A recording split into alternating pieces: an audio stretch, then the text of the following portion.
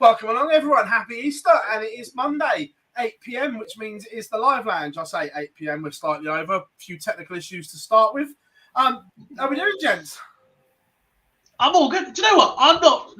You lot have rammed me down enough on this show recently to suggest that I'm not very positive, and there are some things I'm quite critical of. But our intro music is just class, isn't it? I love that tune. Yeah, but the annoying thing is, we made new intro video and everything for today, and then the streaming software, we log in, there's an issue uploading stuff. It's like fuming. Yeah, we still had to enjoy that music though, and have a little dance in the background that no one can see. Yeah, to be fair, we haven't changed the music, so it's all good. We've just changed the intro video and everything like that, and then we get a massive cock up with the software. It just Treat yourself. The one thing I'm going to say though, it just feels really weird because right now it feels like we're streaming on a Sunday night because Euro Tour action's on. It just doesn't feel like a Monday. Yeah, It's very weird, doesn't it? It normally does. First of all, welcome chat room one and all. There's a slight change to the lineup, but he's got a good excuse. Steve Brown will not be on. However, huge congratulations to now granddad Steve Brown, JB and his partner. She's given birth, so they're obviously gone round to see the new arrival. So congratulations to them. But Steve's going to make an effort to get on next week with us instead. But we'll give him that one, boys. That's twice Steve's binned us off now at short notice. No, I let him off though. It's a decent excuse this time out. It's not a bad excuse. No, Yeah, it's not a Monday wedding, is it? Let's be honest. or an operation. Behave. I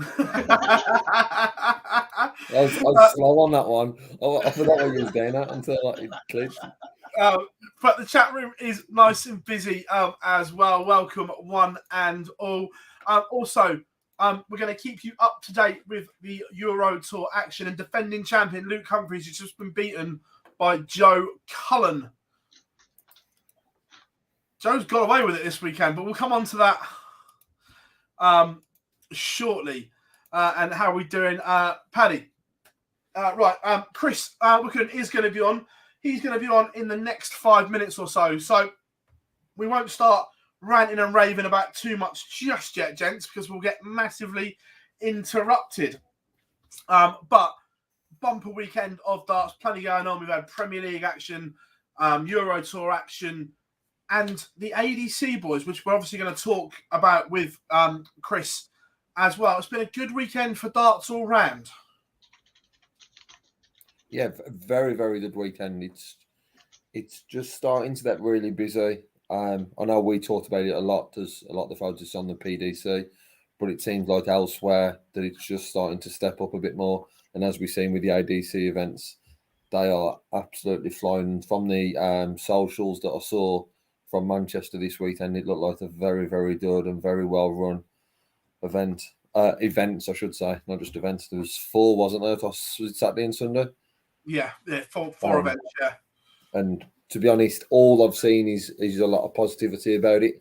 And that tends to be the way with the ADC at the moment, which is good to see for the amateur game.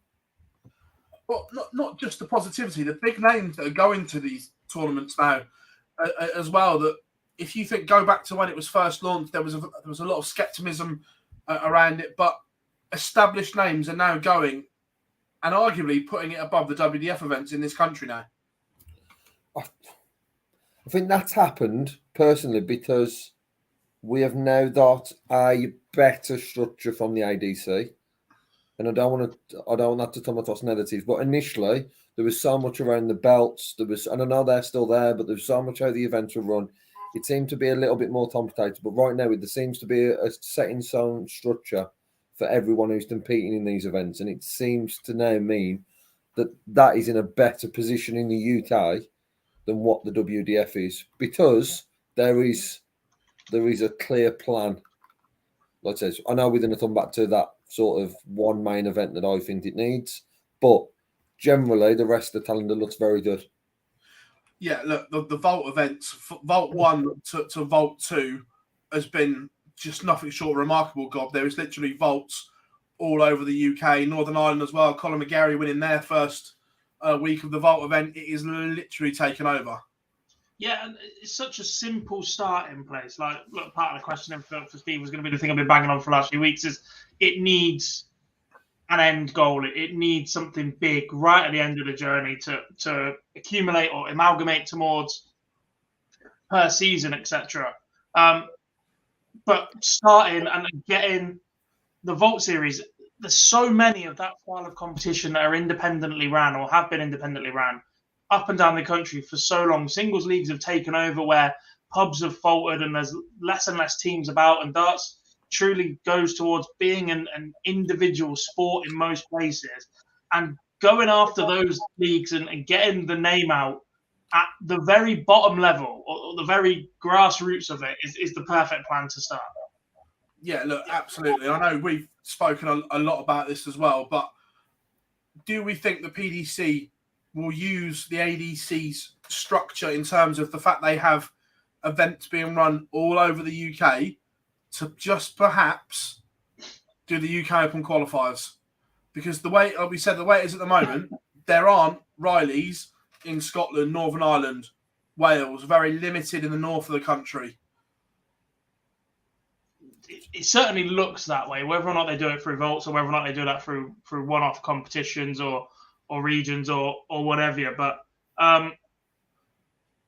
yeah, it certainly makes sense. That is, there's ranking lists, there's established amateur level darts, and that's what the UK Open is about. It's that qualifying routes for Joe Bloggs to turn up and take on Peter Wright or Van Gerwen or whoever.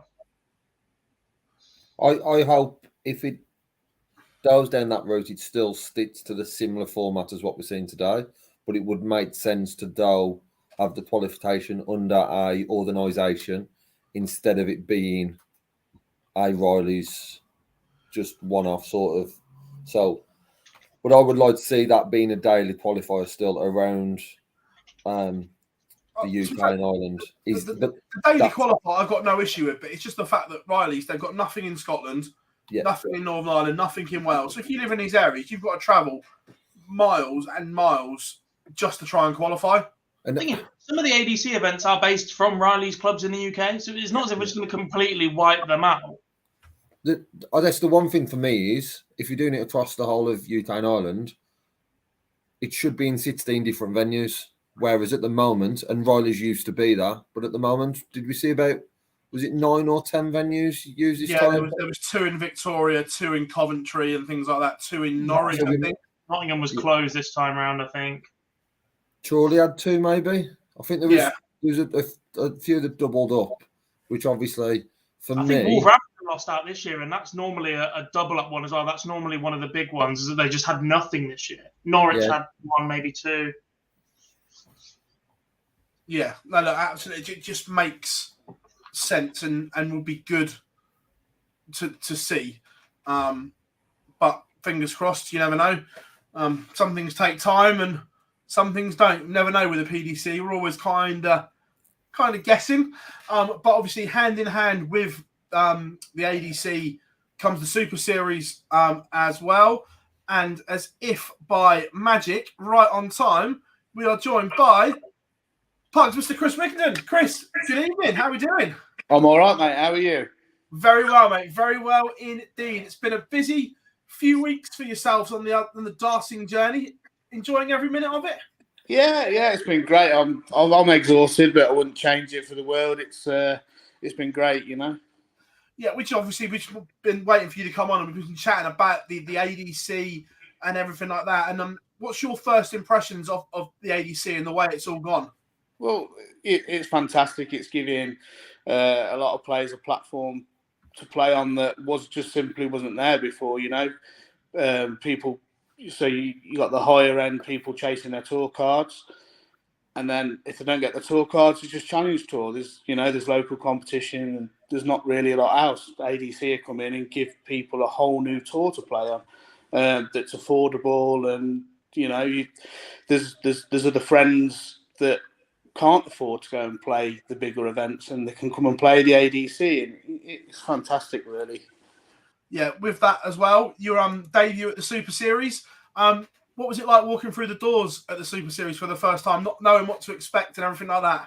Yeah, it was wow. It was a big wow factor. You know, the setup down there is, well, it's the best setup I've ever played on, certainly. Obviously, the players I were with were all established and all great players, and then obviously Paul Hinks, he sort of blew me away. I was a bit starstruck when I saw him. With the ADC and the Super Series type, has that also given you guys something to shoot for as well? Although there's not a World Championship at the end of it yet, or there's not a major at the end of it yet, it's giving you guys something to play for and get that spot on a TV event. Yeah, absolutely. I mean, amateur level Motor Super Series is where people want to be. You know, people all around the world can watch that, can't they, on a daily basis? It's big exposure. You're on the stage. It's TV. So playing the ADC, giving you a nice little route straight through to play on that Motor Super Series. So why wouldn't you want to go and play in it? Is that what the conversation is about when you go to things like the Challenge Tour and the ADC and you play locally? Is it about giving yourselves opportunities to potentially reach the Motor Super Series? Is that the buzz in amateur darts right now?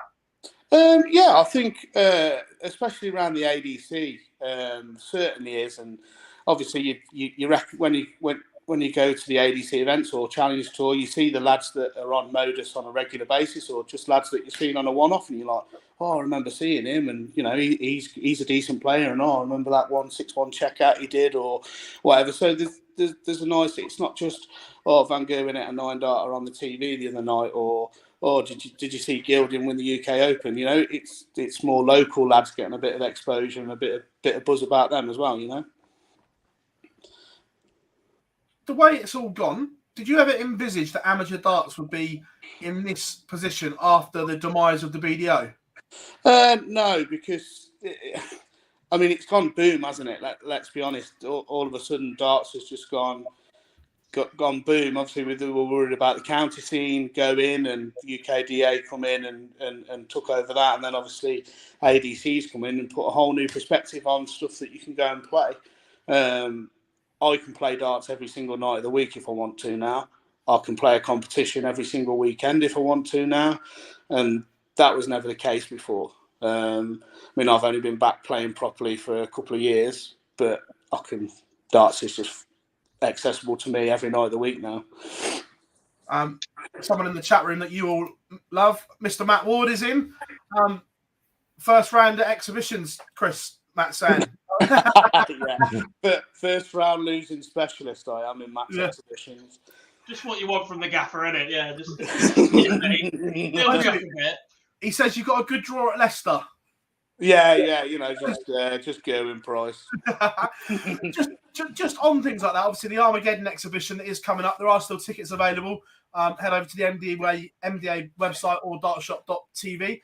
How much confidence do you get by playing in these and playing against the big boys? Because it's on a stage, it's in front of thousands of people. It might not be a TV event, but that experience must be invaluable. Oh, yeah, absolutely. I mean, for me to play against those players on a stage in front of a crowd, I would need a tour card, wouldn't I? Or I'd need to qualify for the UK Open, or I'd need to do very well in a certain event to be able to do that. Matt gives me the opportunity to play the best players in the world, literally, in front of a big crowd, where, not too far from where I live. So, everyone's behind me. Oh, it's brilliant. Walking into the Players' Lounge, Johnny Clayton, Gerwin Price, list goes on, and you just like, wow, starstruck, and you realise that they're just normal blokes. You sort of watch them on the telly a lot, don't you? You don't get to talk to them, and they're just backstage having a throw and a bit of a laugh. It's fun, brilliant.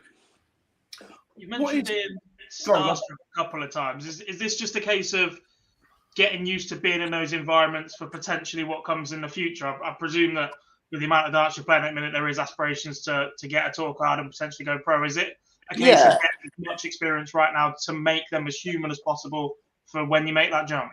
Yeah, absolutely. I mean, end goal is always to be a tour card holder. That's my ambition, and that's what I'll strive towards always. But with obviously the exhibitions, Motor Super Series, ADC, Challenge Tour, that's all leading to one goal of me having a tour card. Essentially, that's what I want to be, or rephrase that, get to the highest level I possibly can. And if I'm not good enough to get a tour card, I don't. But my highest level is to play Challenge Tour, then so be it. But it all sort of rolls on, you know. ADC will then help you get onto Modus. Modus helps you then, you know, step in to get your tour card. The ADC tour helps to prepare for challenge tours. You know, 2 challenge tours in a day is exhausting. It's very, very hard to do. I know that I certainly struggle. ADC have now done 2 competitions in one day, and that's helping players get used to the long days on challenge tour as well. You know, it all molds into one. It's like a perfect little ladder almost. But you mentioned there that the ambition is just to get to the highest level of your ability, I guess. Yeah. How far away do you think you are from that at the moment? Obviously, with the amount of darts you're playing, how many days do you think you've still got to go to get to that highest level? Well, you can play darts for many, many, many years, can't you? I know that the schedule's hectic and it's sort of a young man's game with the amount of travelling and stuff that everyone has to do, but I don't think I'll ever stop trying. You know, I've only been doing it for a couple of years. Certainly got good game. I didn't really show it at Modus, but I like to think I showed a few glimpses. Locally, I've done well. You know, I've had some decent 100 averages. I've had some not so good 70 averages, but I'm around about 85, 90 regular basis. You know, it's fine margins at that level, isn't it? I need to work on my timing a little bit more and maybe lose a bit of weight and whatever, and because they're just long days, get used to that. But I think I'm good enough, yeah. On the challenge tour, a lot is made of it by players. Would you like it reduced to one event a weekend, because then it's more of an ability contest rather than a stamina contest? Yes, I mean it is what it is for now. I'm not going to complain, but it's very, very tough. That's what I will say. You know, 2 in a day, it's hard. 4 in a weekend, hard. 5 in a weekend, it's tough going. You know, everyone seems to have the same opinion that I certainly talk to. You know, you get to the Sunday and everyone's, you know, fatigue sets in, and it's hard, and it's more who can last the longest. You know, how much darts do you play in a 3-day period? Usually, apart from Challenge Tour weekends, nowhere else really. You know, I know the ADC are doing 2 in one day, but you know, there's a few less entries. The format's a bit shorter, so the day's not as long. But yeah, maybe if it was one a day over 3 days, it would be a bit easier for the player. Maybe it's difficult, isn't it? You know, the Pro Tour's one a week, 1 a day, isn't it? So what's the difference, really? Do you feel that, and this is something that's came up from a lot of players as well, that the PDC just kind of think of the Challenge Tour as, because they have to provide something because of the amount of Q-score entries, where you're not really top of their priority and it's more of an afterthought, anything that happens? To be honest, I haven't really got an opinion on of that. I don't really see the PDC like that. I'll just sort of concentrate on what I'm doing, and I'm not really fussed about. You know, I'm happy playing the Challenge Tour, and that's all I think about, really. I ain't got an opinion on it. I know that's a bit boring, but there's a question here from Paul. He says, do you agree with Steve Brown's decision not to play in the ADC events because of that potential conflict of interest where he's chairman? Well, with the way that the ADC is growing, you can see why he's done it, haven't you? You know, he wants to keep things strictly professional. You know, let's be honest. If Steve was playing it, it'd be a big contender in it. You know, he won a couple last year in the last year's Opens. He's winning a lot of the stuff locally as well. You know, he's still a fantastic player, isn't he? So I think it's strictly professional decision. You know, he's not ending his career, but if he wants to push the ADC further, then it's probably the right decision, is it? You know, it might be a little bit too early, but I think it's truly professional from him, really. From what you've seen and what you've been involved in with the ADC, where's the limit? How far does the ADC go? I don't really know. I can see it. It's like this weekend, the players that were there this weekend just gone, it was very similar to a challenge tour, you know. The standard of player that were there was very, very high. But you'd also got players who were just sort of like, it's sort of like their first competition thing, sort of thing. So you've got a big mix of players. I think I'm surprised more don't play it, I'll be honest, because it's £12.50 to enter. That's not a lot of money, is it? And it's set up like a PDC event. You know, you drink water behind the barriers. It's professional. It's on tablets. It runs very, very smoothly. I'm surprised more people don't play it. It could get bigger. I don't really know. Does it? You know, where does the prize money go from? Obviously, the winner gets their spot at Modus, don't they? Is that their ambition? I'm not sure if they want to get much bigger or what the idea is, but I know that it's big and it's very, very good. We've spoken about it on the show, and it's interesting to get your thought as a player. Would you like an end goal to the ADC where there is, whether you call it a world championship or whatever, but if there's a main event at the end of the year based on the rankings, is that something that you'd like to see as a player come in? Yeah, definitely. I think that obviously when they had the Open Series or the Windmill Tour last year, the top 32 had a playoff for a certain amount of money in Reading, I think it was. Yeah. Like you say, why not make that like their sort of major, if you like? Why not? There's plenty of people that play it, recognisable players that play it. It's getting a lot of media attention. You know, Darts World cover it very well, don't they? Why not have their own little amateur major? It'd be great, wouldn't it? Good opportunity for us amateurs to something to really get your teeth into and go for. Rest of the year. Oh, go on. What does the rest of the year look like for you? Obviously, you mentioned Challenge Tour, you mentioned ADC, potentially going back to Modus as well. Is there any WDF events in there, or is it just focus on what you're involved in at the minute? Yeah, just sort of focus on what I'm going on involved with at the minute. I signed with Barden Premier Management about 12 months ago with Chris Pick. We sat down and had a bit of a chat of what we'd do, and it was ADC, obviously Challenge Tour and Q School. WDF wasn't really mentioned, to be honest. I thought about maybe going to do a few events with Dave Pallick, because I talked to Dave quite a bit. But it's not really been on the list to go and do. We'll be honest. Yeah, it's not really there. You know, if there's one on the doorstep and there's not something else on and I'm free, I might go and play one, but it's not really on the list, to be honest. Chris, absolute pleasure having you on, mate, and thank you very much for coming on and just talking us through what it's been like as the amateur going through it all at the moment with the ADC and the Super Series, mate. Massively appreciate you coming on. No problem. Thanks very much for having me. Cheers, Chris. Thank you very much, buddy. Right, what a lovely story that is. Spoke really well, and just a general good insight into where the amateur game is coming from someone that's played in it all this very weekend. Yeah, massive. It's not just we'll get you the top stars, but we'll diversify it here at Online Darts. Yeah, we do. Mind you, a Welshman has agreed to come on in the future. Just got to tie up some dates with him.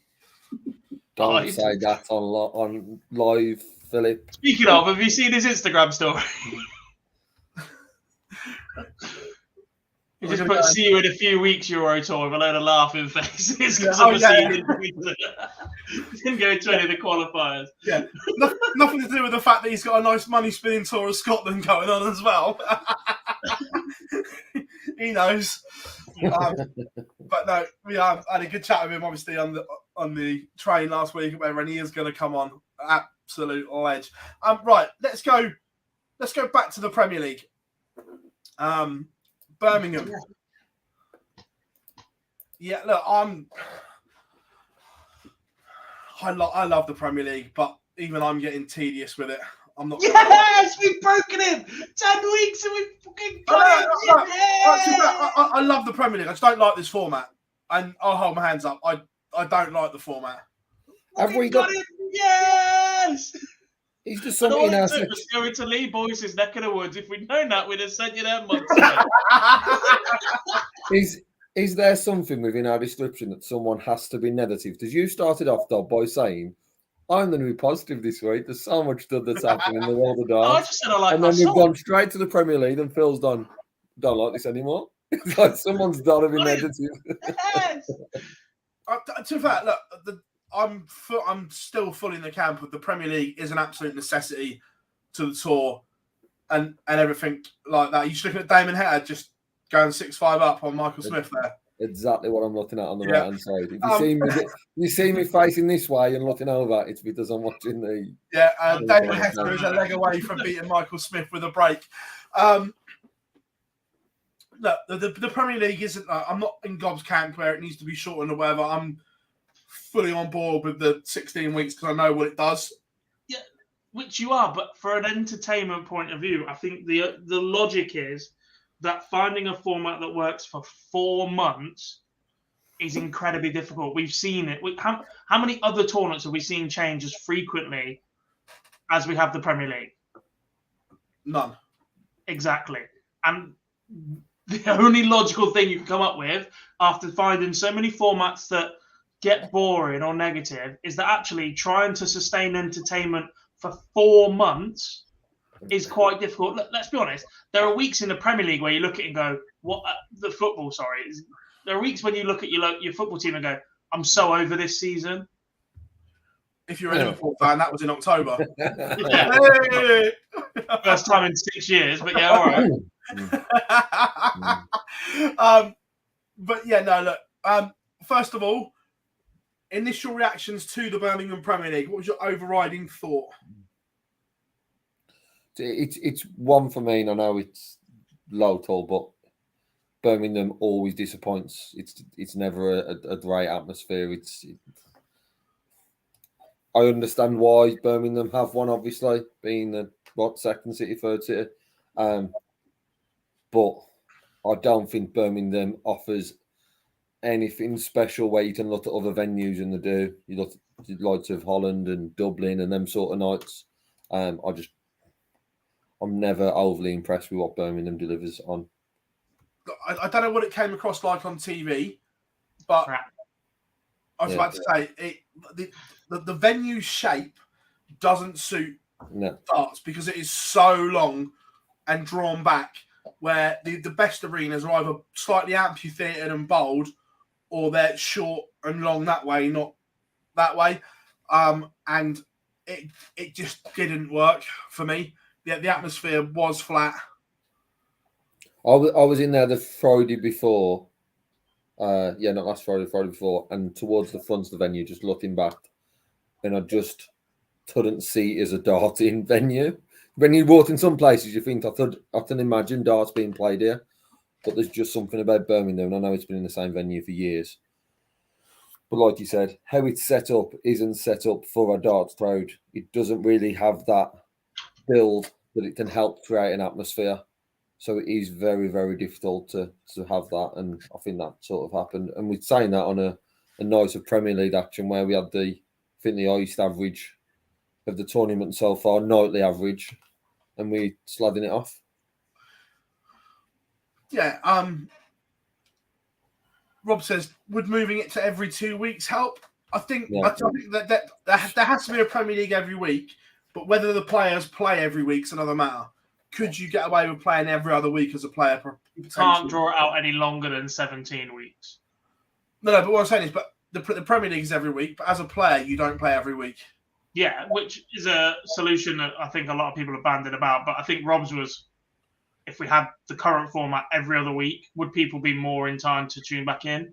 35 weeks of Premier League darts. Oh. You're behind. You're watching on a dodgy stream, aren't you? No, I'm watching it on my paid PDC subscription. Refresh it, because I already know the result. Yeah, I was going to say, yeah. Right, before we get into the action... It was away, because one of them was 2 legs away. So. How Would we you doing, like Pete? jar for his PDC? No, it's Damon Hatter, one Michael Smith, one on mine. Is it that not the same on yours? No. Hope you've had a good Easter weekend, Pete. Hope all is good. Right. Is Chris Dobie the most unluckiest man in Premier League history right now? No. He's got to be up there because I think they put it up there. I think he's second or maybe third on the overall average for the Premier League so far. He keeps running into them. Didn't Kim Hybrax do the same and not win a single game? I don't think it was as high as what Dobie's average is, but yeah, he did play ridiculously well. It was either him or Mensah. Mensah's year was... Yeah. But in game one, MVG was just ridiculous. Beat Chris Dobie 6-2. Both had 106 averages. Just a damn good game. Johnny Clayton, Nathan Aspinall was a funny one. Nathan Aspinall's scoring right now is unreal. But he's doubling his dog and duck.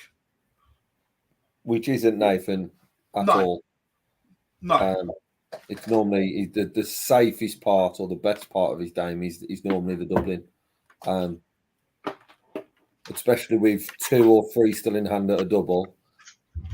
You're not expecting him to miss. But he's struggling at the moment with his doubling. Yeah. Oh, completely. Gerwin Price beat Dimitri van den Berg. Dimitri was in this game, but Gezi just found something when it mattered, showing that true class and that true grit that he has now.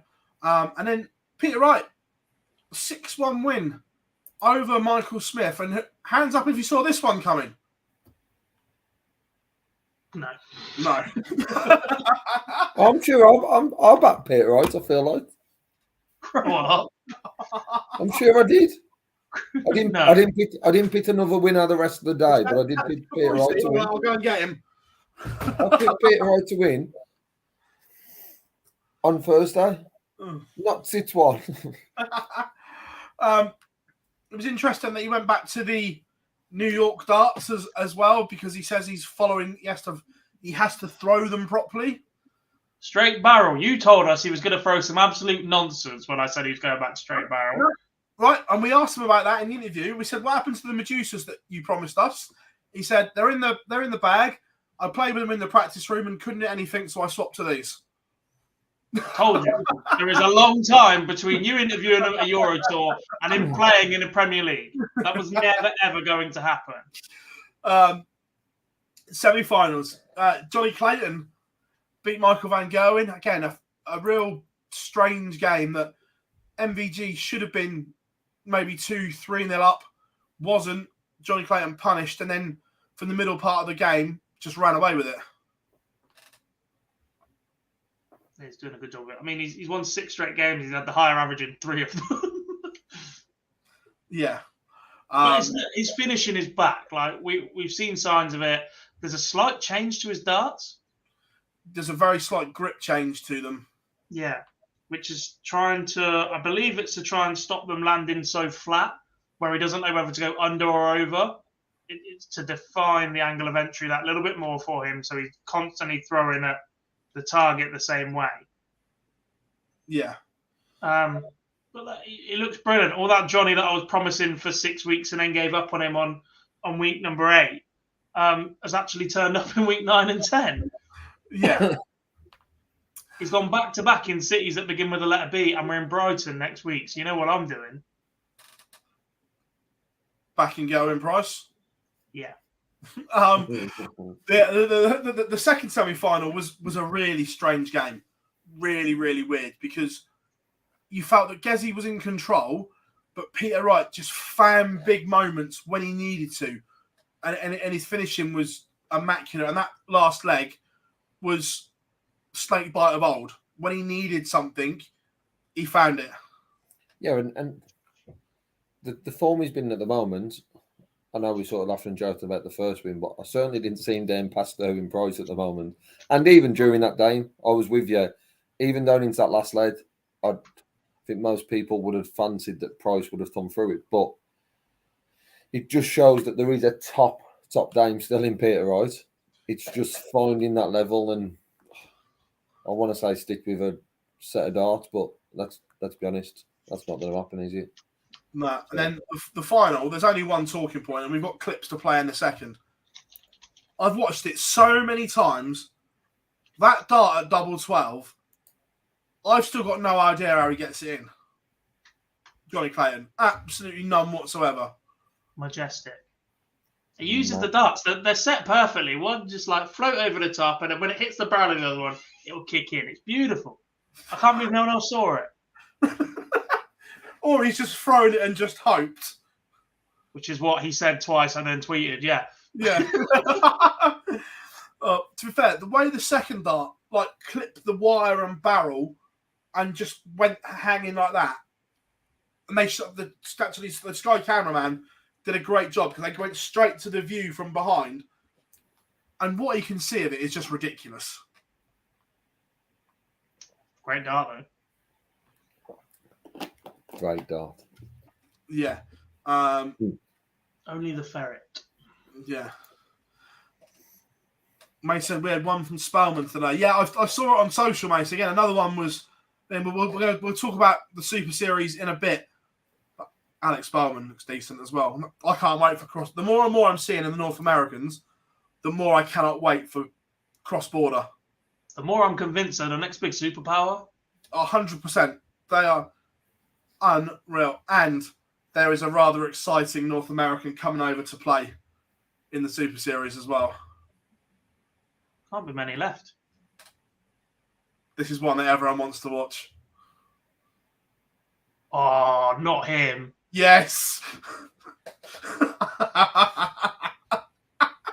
Has he played in the World Cup before?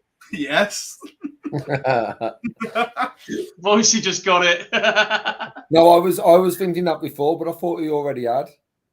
And it's now only that you've said the World Cup 100%. And the World Championship. Oh, God. Dated be long days. Social clips for days. I can't wait. Right, we've got two clips to play. Let's listen to the Ferret and Peter Wright. We'll go back to back with them. Yeah, obviously it's playing well again. Listen, there was a few loose scores there, but my finishing is pretty okay. You know, all that double 12 went in, I'll never ever know. I must have had Paul Daniels' wand. But listen, it went in, and that's all that counts. You need that bit of luck. You obviously, in sport, in whatever sport you play, you need that little bit of luck to go with what you can do. So hopefully I'm back to confidence. I'm back to playing the way I can play, you know. So cross fingers, 6 more weeks, 6 more wins. I'd love to do a hat-trick. It'd be the first ever hat-trick I'd ever do. You know, I couldn't play football to save my life, so I have to try and do a hat-trick on the dartboard. So I will try my best, like I do always, and you know, hopefully it's my week again. And now let's do Peter. Yeah, yep. As I said, I'm confident in my own ability and stuff like that. It's just not happening. I'm given when players give me a chance, I'm not taking it, and then when I'm playing really good legs, I'm throwing them away and handing them back to them and giving them stuff. And you know, you got to stop doing that. You can't do that in the Premier League or any game. So yeah. That dart into double 12. I thought the second one was in, but it was like, you know, that wasn't in, and I thought, how did he get that in? But you know, Johnny's a quality player, and you know, I knew it was going to be a tough game. Love to see the Ferret trying to play football, wouldn't you? No. I might be the most coordinated man in the world, I'll be honest. However, I think he'd be a very good football ref. Does that point at the penalty spot every time we did one? It'd be spot on, wouldn't it? How are we doing, Juanita? Hope you are good. Hope you're having a good holiday. Can we also point out that Johnny is clearly approaching 50, because anybody 35 or under would have said Harry Potter's wand, and he's gone in with Paul Daniels. I got it straight away. Yeah, because you're nearly 50 as well, mate. Hate to break it to you. Paul Daniels and Debbie McGee. No. Showing your age, mate. Showing your age. Bueller. But that will come on to this week's Premier League in a little bit. But from there, we are going to go to the ADC events. And like we say, their first tour events, the Vaults have been going on for a while now. Yeah, absolutely, James. The youth of today, huh? Yeah. I'm 28 and I don't get ID'd anymore. I'm more than happy to be called a youth. Carry on. Look, the ADC is their first tour events of the year, and again on social, everything looked so good. It was crisp. It was clean. We were seeing screenshots from Darts Atlas. Again, I know we go on about Dart Connect a lot because that's what we're used to with the PDC, but Dart Atlas is also a very good tool for Dart players. Yeah. I mean, I've not sat and looked at it as extensively as we have Dart Connect in terms of stats tracking everything. It looks brilliant. It's not the most aesthetic from what I've seen, but from the homepage, you can see every score going in rather than just the leg score being updated, which I suppose is an advantage over Dart Connect. Both have pros, both have cons. I think they always all do. So, yeah. Happy birthday, Juanita, as well. Hope you have an absolute belter of a day. So the 4 events in Manchester were won by Lewis Gurney, James Richardson, Jack Main, and Matt Clark. All established players and established names that we've heard a lot of. Yeah, as Puds was alluding to earlier, the names in there, I think we're only going to see more and more. I know Neil alluded to it in his interview last week, and he's not the only player who's going to be focusing more on ADC events, and I just think we'll see that we'll see the names in there getting bigger and bigger, and the draw. It says when one of the photos went up before any action started, I think on Saturday, I tend to just pan around the room and see who's in there. I think most of us do. Yeah. And you've seen some, even then, you've just seen some big names who are already going to be competing in the day. So no real surprise to see 4 household names or well-known names, should say, within the darting world go on and win an event. Yeah, and we look at the order of merit as it stands now. Jack Main is top.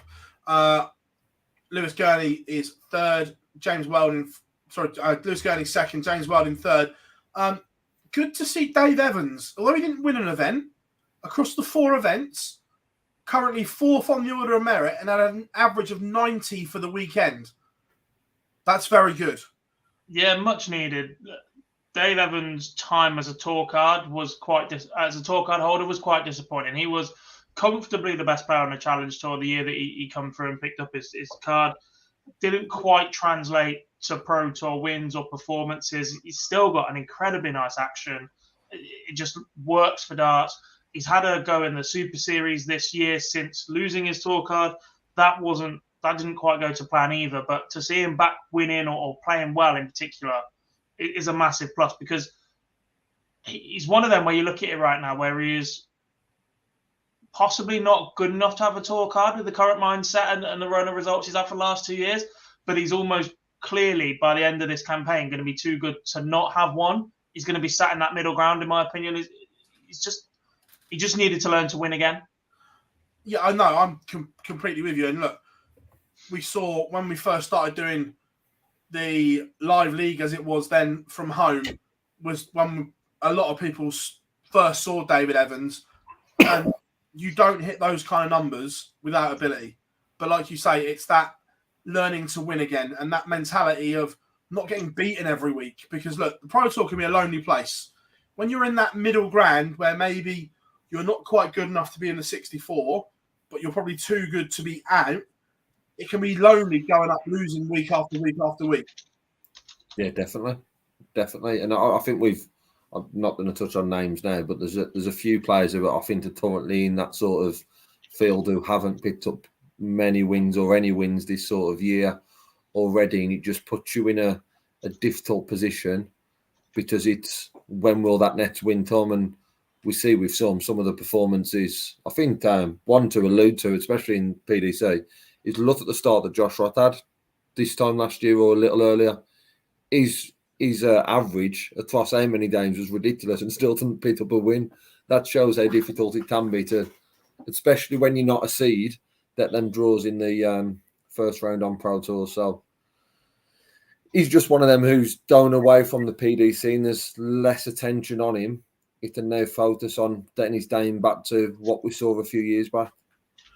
Yeah, and this topic came up a lot on social media over the last few weeks. It started in Australia when a lot of the established Australian household names, maybe not over here, but over there, they're certainly household names, chose the ADC over the DPA tour.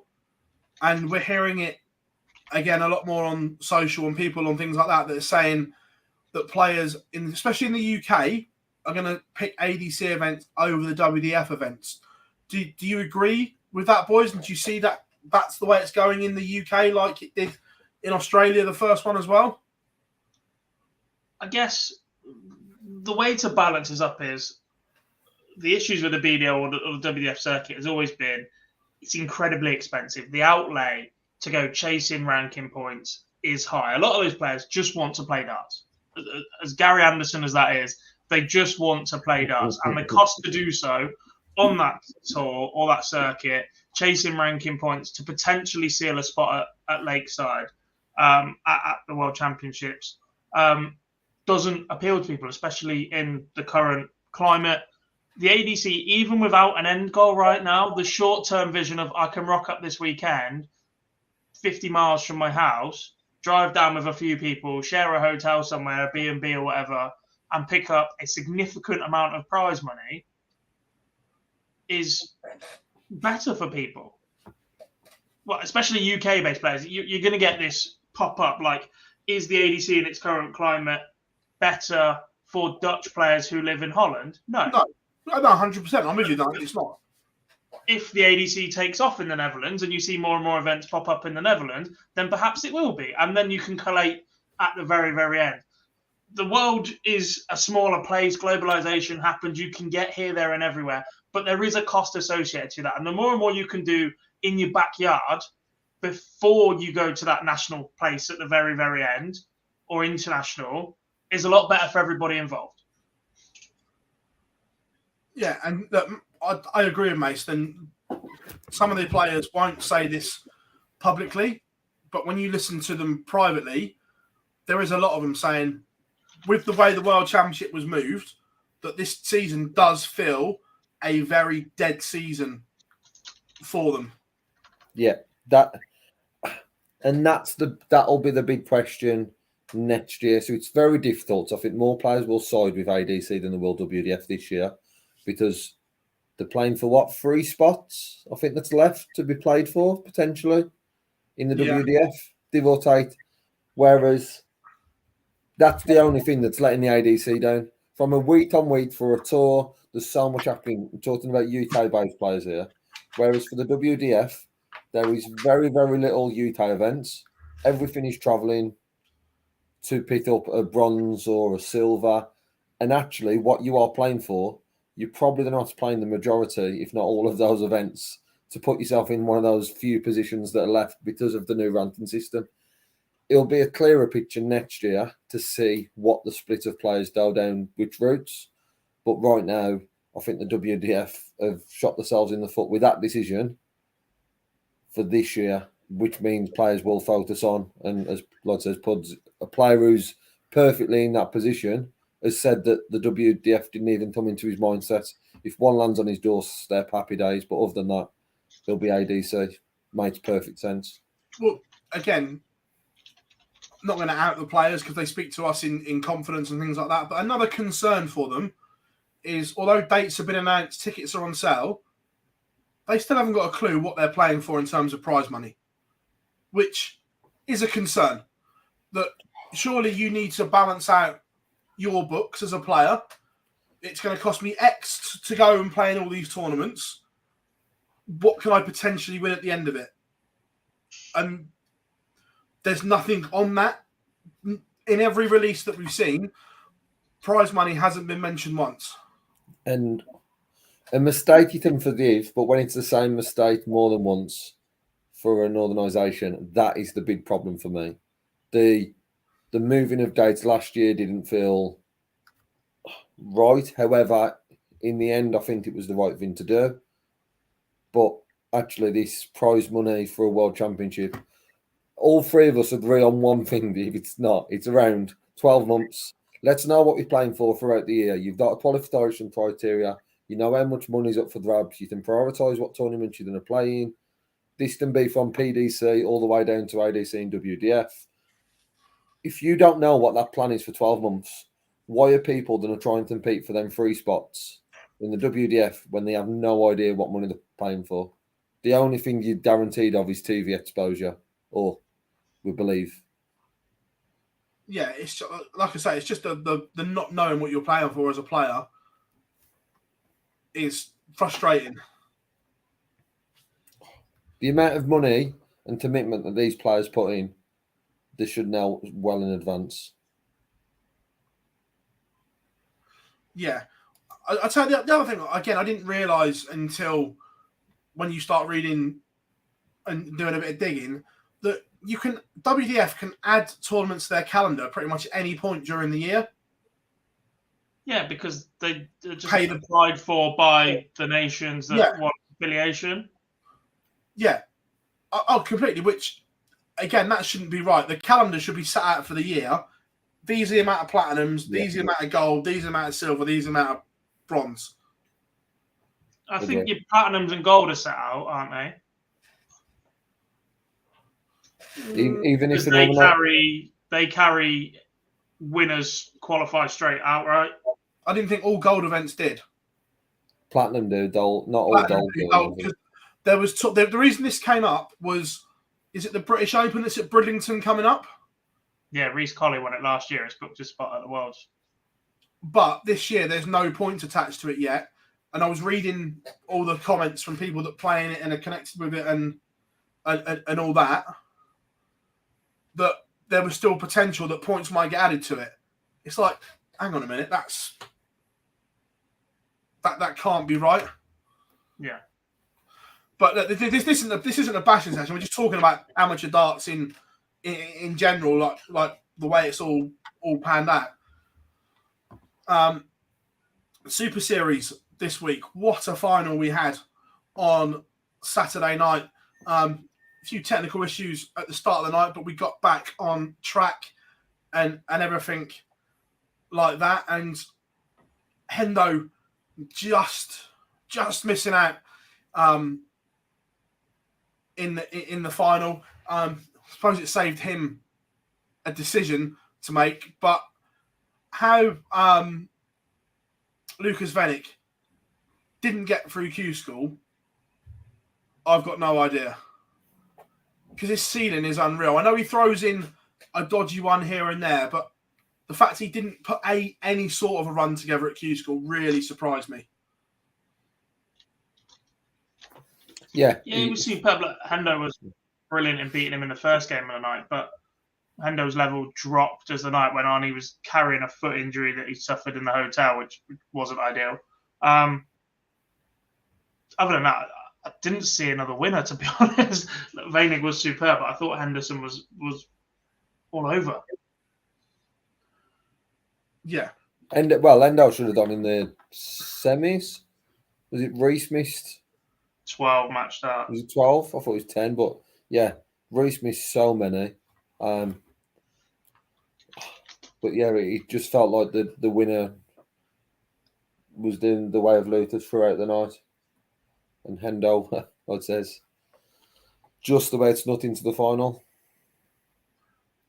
And look, for those that don't know, it maybe Hendo had its decision to make. Champions Week falls on the same weekend as the Challenge Tour. And look, for most, it's an easy decision. If you're in Champions Week, the law of potentially win 20 grand, you're going to do that. However, John's a little bit different. John's sat top of the order of merit on the Challenge Tour at the moment, and he's made it quite clear that his aspirations are to get back on tour. He still believes he's good enough to go and do it. So he would have had a decision to make. And for me, knowing what his aspirations are, he had to go to the Challenge Tour if he'd have won. Yeah. Yeah. We saw that last year, didn't we, where there was a Pro Tour towards the back end of the season or a Euro Tour or something that clashed with the Challenge Tour. and a lot of the players, Scott Williams, Rob Owen, opted to go to the Challenge Tour rather than take the call-up because they were after that tour card. Yeah, this is a brilliant one as well. I don't mind this one here from Mace. So at the end of the group stage, obviously, Group 2 was really, really close. Like, ridiculously close. And Lucas Vanek thought he was out. He was literally getting his coat on and walking out the practice room. He said goodbye to everyone because he thought he was out. It was like, well, wait, where are you going? Get back in here. Get back in. I will also point out, Neil Duff was superb. There was nothing he could do about that semi-final performance. That performance from Vanek in the semi-final was up there with one of the best performances I've seen in a one-off game at the Super Series. Just up there with, what's his name? Taylor the other week. Scott Taylor. Beating Bolton in that final, who was unbelievable all the way through, and he rocks up and just produces one of the best performances we've had in a Saturday night final. Yeah. Completely. But yeah, that's the... James says, who do you replace Hendo? If Hendo would have won, there is a procedure in place. There's a set of rules.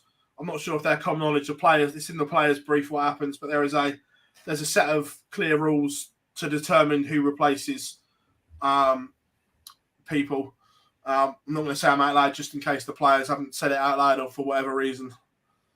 But yeah, there is a clear procedure. But this Super Series, starting this week, week 10, Luke Littler in. How good is Alex Spellman as well? Just unreal. Well, seeing Luke is just... It seems to be the diff that keeps divvying for such a young talent of people being able to see him. And now we've got a full week of seeing Luke Littler. It's a different kind of test to what we've seen. The pressures he's had on Dev Tour, the pressures he's had at the UK Open. This is going to be different, I think, for Luke. The sense of day after day, constantly playing. But when we was aware his name was on the list, it was great news, I think, for the Super Series that we was going to see more of Littler. Yeah, and look, I want to talk on the Spellman North America CDC and what we've spoken about. That and as if by perfect timing, Anthony is in as well. Hopefully, Peter and Anthony are coming on in a couple of weeks just before cross border as well. Look, there are real signs, positive signs, and noises that the next powerhouse to come out in steel tip darts is North America. They've been threatening it for a couple of years when we've seen obviously Baggish come over the first year and do what he did at the Worlds. Then we've had Gates, but the trajectory they're on at the moment, and we're seeing it more and more with the CDC events, and now they're coming over for challenge tours as well, where the North Americans would come over, they'd stay after the World, they'd play at Q School. If they got their card, brilliant. If they didn't, that they'd go back and play in the CDC events. But now we see them coming over for challenge tour events. We see them playing in the Super Series. And some of the numbers they are hitting. Jacob Taylor, 2 weeks ago, was brilliant across the week. Yeah. Fantastic. Spellman, Gates, Lauby, Baggish. The list goes on here. And we've seen Matt Campbell winning on Euro tours now. I think the most important thing for what we're seeing from them in terms of an emerging nation is all the top talents are lifting it together. We've seen other nations pop up, like France. We've been talking about France for a while because of Thibaut Tricot. You've got Jacques Labre now as well, but there's two of them. They're not bringing everybody else up, so it's only those two to push against each other, or they've got to keep making waves. The fact the entire level of North American darts is being raised at the very same time. Look, there's a point where 5-10 years ago, you could still turn around and say, actually, John Part is in the top 5 of players currently active. Those days are over, I'm afraid. And look, John's got a little bit older and doesn't play as often, but actually the level that those around produce has just flown up as well. Yeah.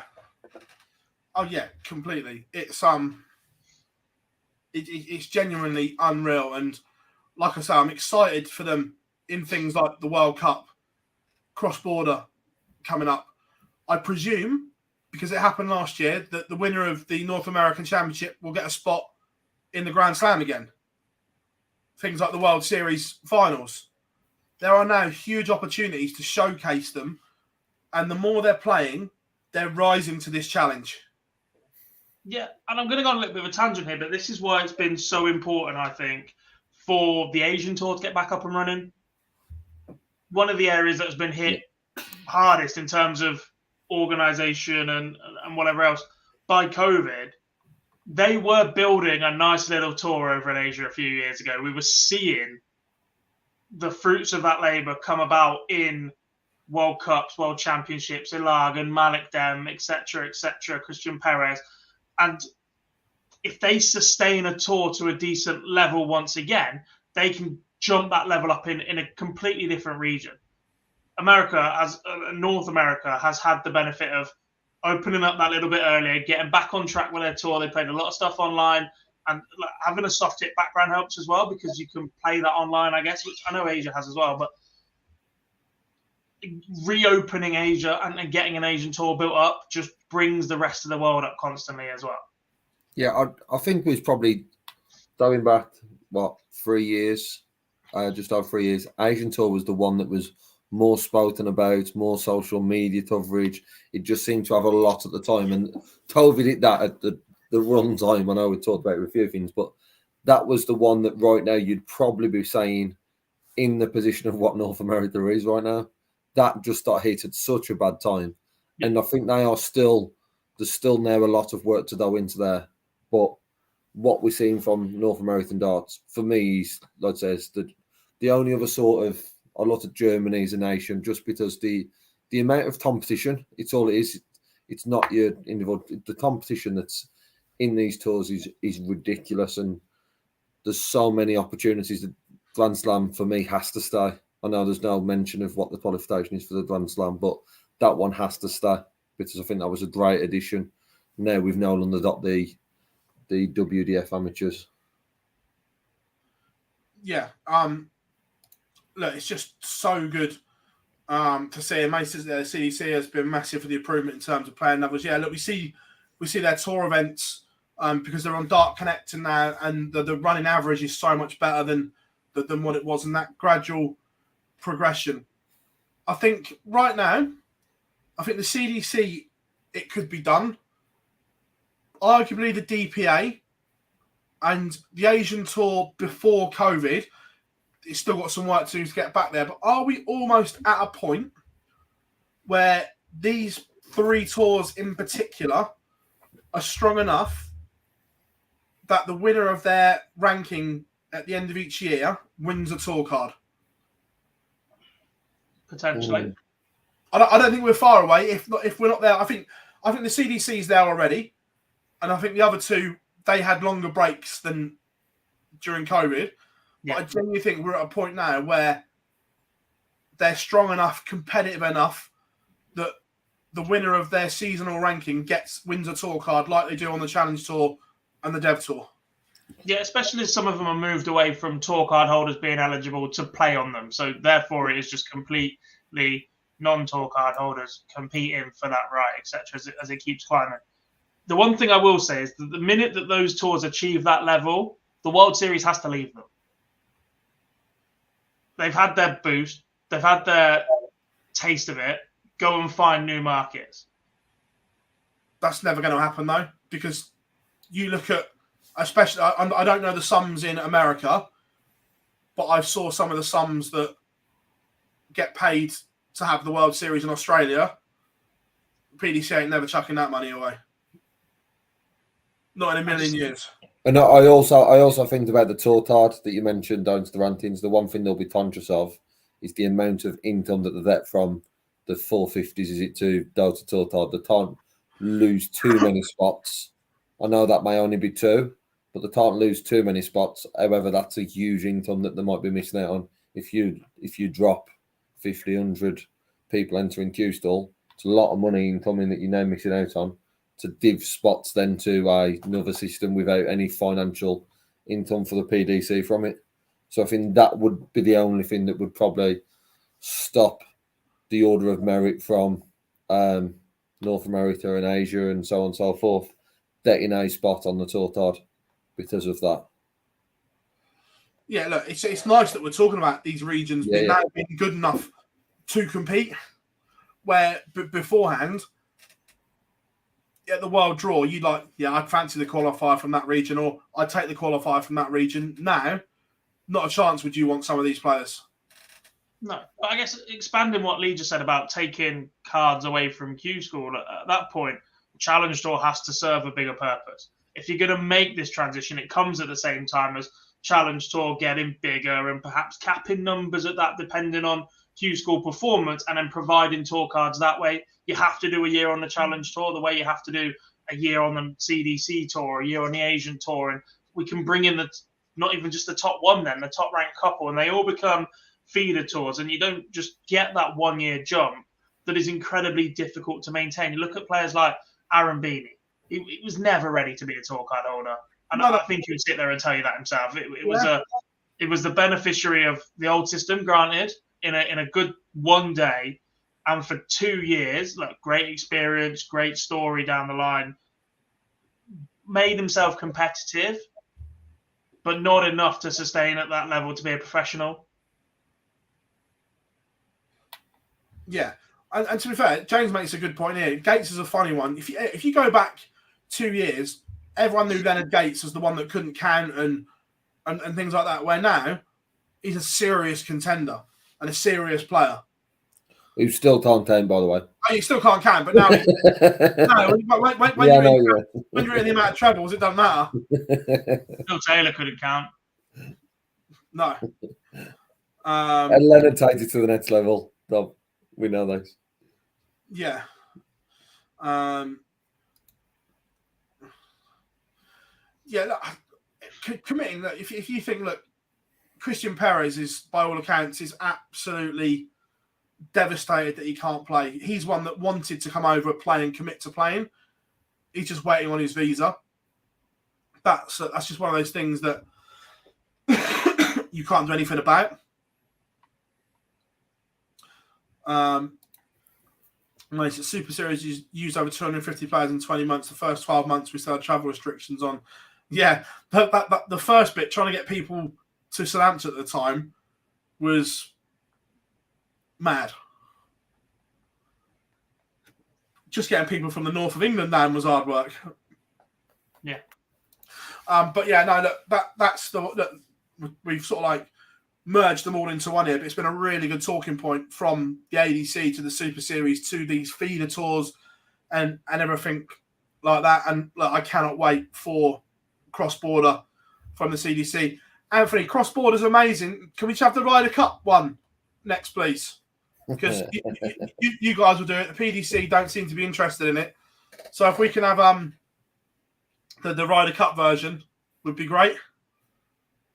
USA versus Canada. Yeah. Or an ADC link-up.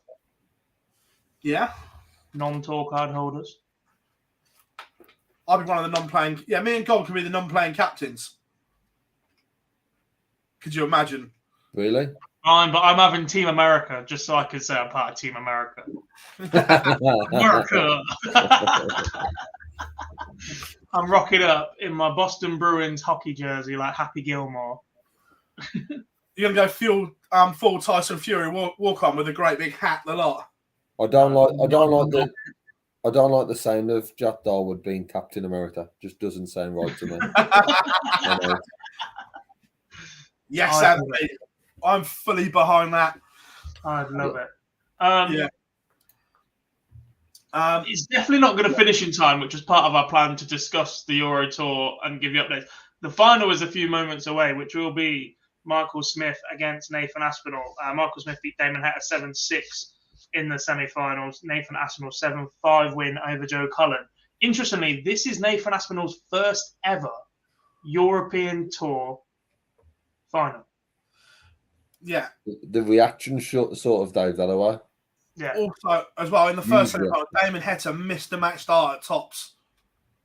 What's got into Damon Heta, by the way? What with his weird walk-ons and Yeah, look, since he was a guest on this show, he's been rather animated on stage. yeah. Look, the two that are still in doesn't affect the rankings. Michael Smith, if he wins, will go above Going Price and Damon Heta. If Nathan Aspinall wins, he'll go to 7th on the Pro Tour Order of Merit. But interestingly, in this little cluster stroke battle of players, so Josh Rock, 11th. Peter Wright getting dangerously close. So that's 16th in 12th. Joe Cullum's bumped himself up to 13. Martin Schindler 14. Ryan Self 15. Johnny Clayton now in 16th. God. This little on the Pro Tour Order of Merit, so you're seeded for the Euro Tour. The turnaround in his form for the Premier League has been superb. However, it has been detrimental to his Euro Tour form so far this season. Yeah. And look, he's only got a slight buffer to Ross Smith in 17. I think Ross Smith's a top 10 player in the world right now. He looks fantastic. Mind you, he played with his new unicorn darts this weekend for the first time, didn't he? Yeah. But yeah, that little Battle battle as well, by the way. The little two tones. because Ryan Searle isn't in the next couple of Euro Tours. He chose not to qualify. He moved back into the 16 by good Pro Tours. So again, he could find himself dropping out again. So basically, Johnny's got to out Martin Schindler in half of Germany. Yeah. Good luck with that one, yeah. But from there, we'll have a look at the Euro Tour. Obviously, we're not going to know who wins it, but I know this is the only one that happens. But like you say, it's weird that the Euro Tour Saturday, Sunday, Monday because of the bank holiday in Germany. I don't like it. I'm not a fan. It might suit all the players. No, But they don't like it either. I love the Friday afternoon session. For the people who still work from home on Fridays, trust me, the Friday afternoon session is great. What are you doing watching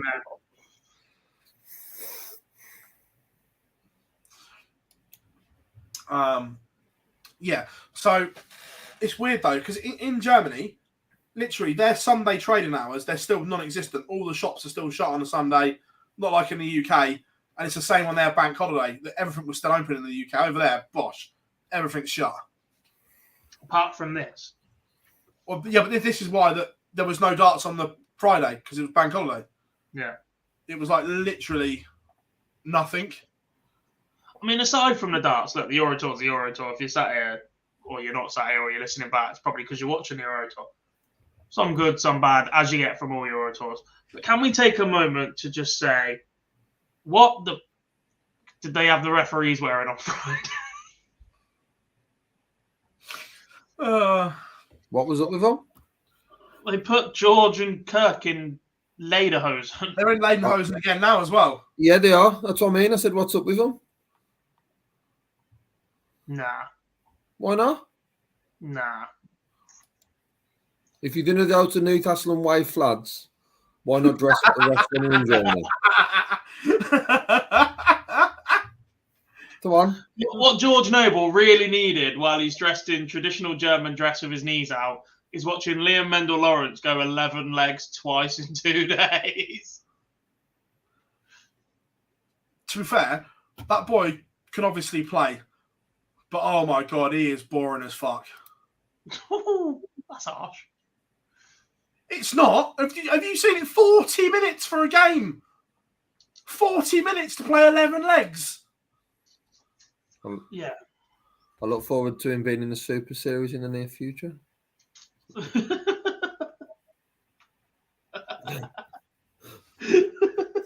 Mace will still be on comms at 4:30 on an afternoon. I was going to say, if he's in the evening shift, we'll all just stay on and go straight into Group C. Mace won't agree to that. He's got to get to the gym and wash his car. Look, he can the young lad can play. He's a good player. I'm not arguing that. But by Christ, could you imagine him in a 13 setter at the Worlds? Then Adam Dorlas. It'd be like the World Snooker Final over 4 sessions. Get me to Sheffield.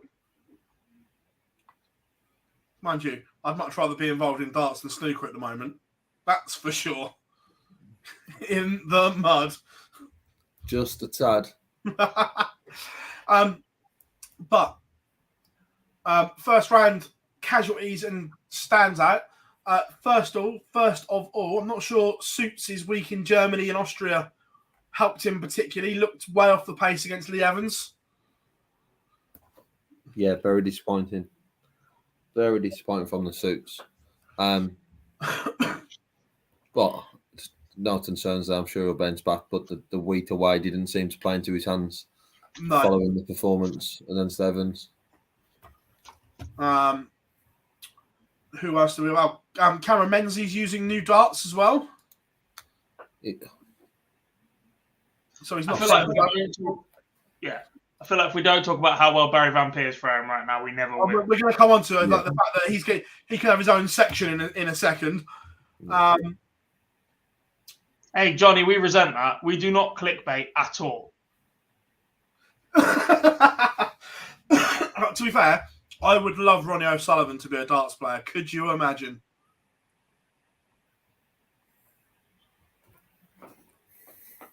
Could you imagine? He just don't care, does he? Obviously, nope. I'm not sure if the quotes in the Nationals were from an organised snooker media day or just I'm going to go and tell them what I want, but there were some brutal comments. I think it was the second one. Well, he's just rung him up and goes, I'm going to rant. Yeah. If anyone's going to do it, it's going to be Ronnie, let's be honest. But on Barry Van Peer, look, we will go back to those scenes at the Grand Slam at the Civic when there was a young man on stage at rock bottom where he couldn't let go of the darts because of dartitis. And at that point, you're thinking a promising career is over before it's even started. And the transformation, the turnaround that he's put in to get his game from there to where it is now is nothing short of remarkable, boys. Yeah, it's difficult to not to talk about, I guess, but it does feel weird, especially as this is such a volatile thing. But to be able to have turned it around to the extent that he has is crazy. And I can't even imagine the mental resilience that it has taken to get to that level. And actually then, to be perform like he did against Jules Van Dongen on the stage. And then the first thing that Philip goes up on the stage and goes, did you think you'd be here after having such a bad time at the Grand Slam a few years ago? That would wreck my head completely. The last thing I need is constantly reminding of the fact that there was a period of time where I was petrified to let go of a dart. That's because you're mentally weak on a stage, as I proved by rattling my darts and. You're a fraud. But yeah, no, I agree that the performance against Jules Van Dongen, 97 average, he then beats Josh Rock with a 94 average. I've still got no idea how he loses to Keane Barry, but even with all those mismatched darts, he still averaged 98. This is remarkable from Van Peer. And you look at the action, go back a year, there was very much set points to his action where in his own head, it was like, I have to do this to be able to throw it there to there to there. Where now, it just looks so fluent as well.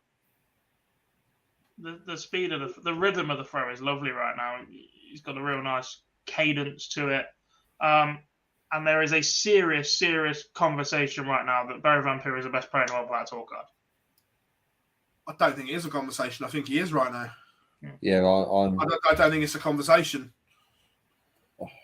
It's hard because there is so many, but he's certainly in that top criteria. He does look so good, and Yeah. for someone who, it's the dreaded word, isn't it? Dartitis. It is one thing we don't want to mention at all. But I'm with you, Doc. Just the release now, it doesn't look like he's someone who suffered, and that's probably the best compliment I can give him now of his release. Whereas before that wasn't the case as part of this recovery, but now he seems to be in a lot better position.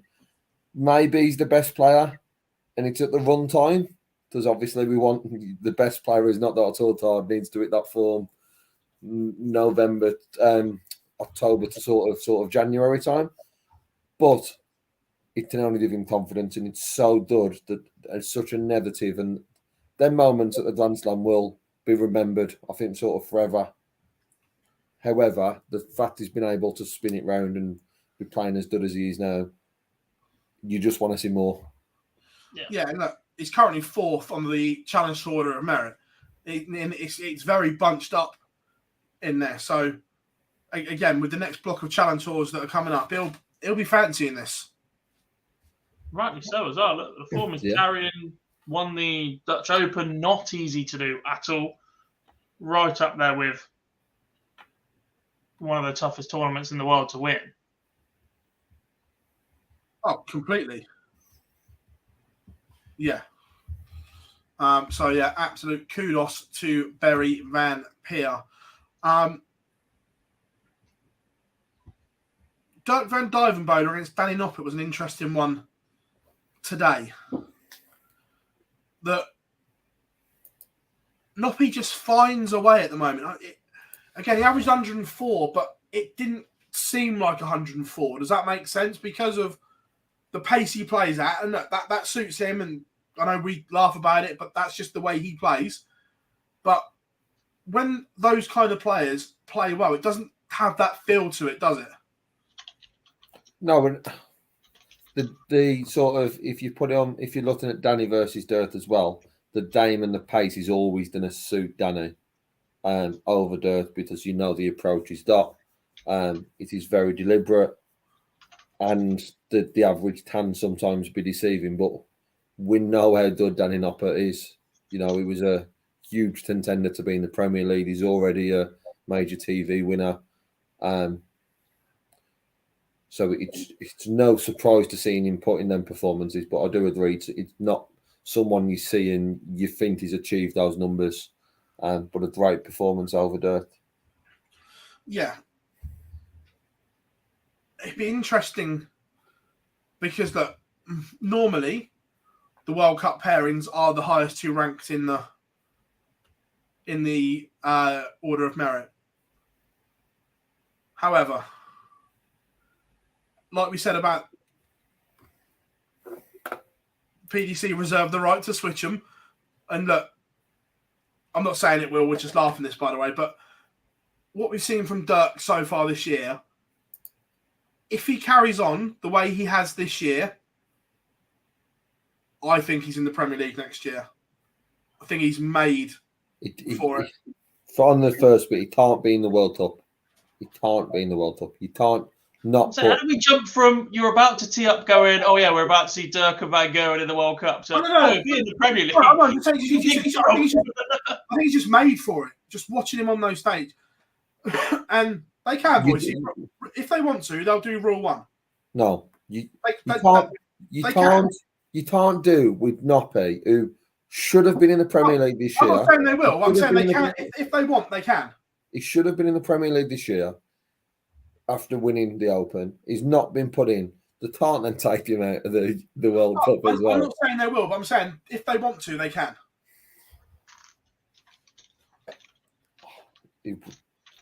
What a tick in the donuts it would be. I agree with you. It would be. I'm with you. If I'm Danny, I'd have 2 words for the PDC, and the second one would be off. The interesting one, though, if you ask Michael who he would rather play with, who do you reckon he'd say? Well, he's openly said he finds Noppy boring and doesn't like him, so it's definitely going to be Dirk. In fact, I think he'd rather say Raymond over the lot of them. Oh, no, he'd say Vincent. If he could pick partner, especially now it's doubles as well, he'd pick Vincent all day long. I think he I think can't not. buy a win at the minute. No. I think Noppy's bottom of his list. All I'm saying is we've seen it before when a higher ranked player says they don't want to play with someone. It's happened on more than one occasion as well, by the way. Yeah, but they didn't share managers at that point. But the other team didn't share It's happened on more than one occasion, not just that one. Remember after the Twitter spat between wives? Yeah. That's Team the one I'm Scotland. joking about. Team Scotland was ordered. Yeah, that's the one I'm on about. Oh no, I was thinking about I was thinking about the Holland one as well. Yeah, I was thinking about the Tour Nation we're on about. Oh no, I was on about Scotland. So that's right. It's happened before where the higher ranked player has said, "Okay, I'm not playing," and it's been changed. So it can. I agree with you. It shouldn't, but if it wants to, it can. The fact that darts rankings have done all the way to build up World Cup of darts race, they should just follow that. Because that's great. I love that they implemented that about a week after you mentioned it, Dob, as well. Anthony, just a quick one on that one. Because it's now on TV. It's on Viaplay in the UK, Sport 1 and DAZN. They have to show filler content when things overrun. They can't just put a slide up and just let it run like they used to. So they've shown a rerun of last year's final in between the gap to fill time. But yeah, so no, but the way Dirk's playing, I think he's made for big events next year. If he carries on with the trajectory he's on now.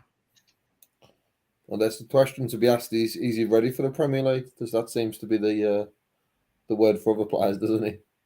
Depends who you are, though, isn't it? I'm just saying. Just saying. But no, look. Overall, a good Euro tour, and after some shit times through COVID, it's just great to have the Euro tour back in full swing. And also, new country on the horizon. We are going to Zurich next year. No, just thinking that it's an interesting market that they've chose to go there. Money laundering.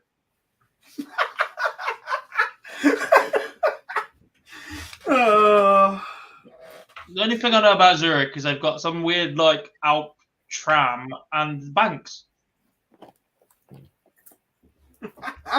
If anyone's taking notes of the show, can you tell me how long Dob was positive for? I don't think it was that long. Positive. Yeah. Better than coming from Saudi Arabia. No, PDC don't Saudi. They're Bahrain at the moment. Give it another few weeks, and we'll probably have Saudi on there as well. The Emirates. Night 11. We're going to Brighton for the Premier League. Woo! Well, you are. I'm staying home. I'm driving to Reading for the seniors. To be fair, Brighton's only out 45 from home. It's like a home fixture, this one. So, the way the table is at the moment, are we all still in agreement that the top two are done? Yes. So,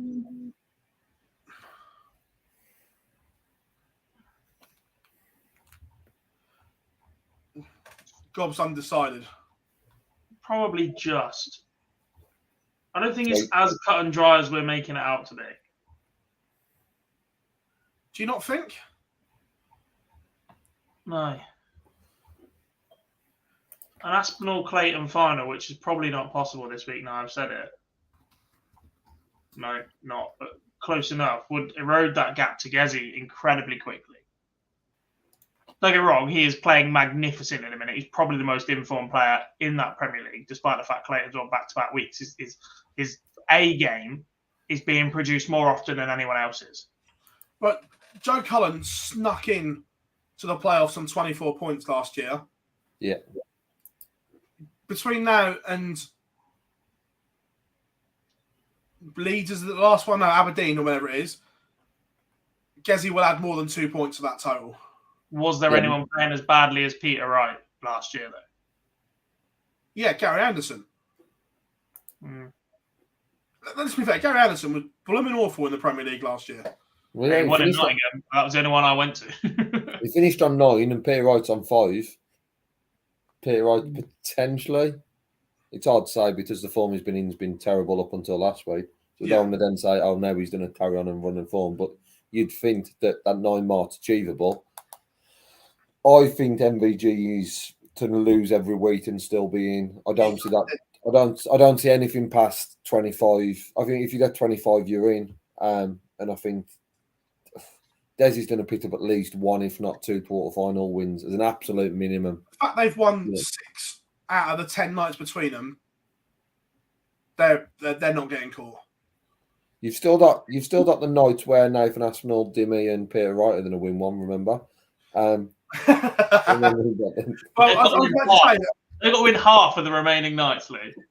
Well, it was funny that obviously speaking to Nathan Aspinall in Risa last week, he was convinced that 1, he's going to win a night, and 2, he will make the top 4.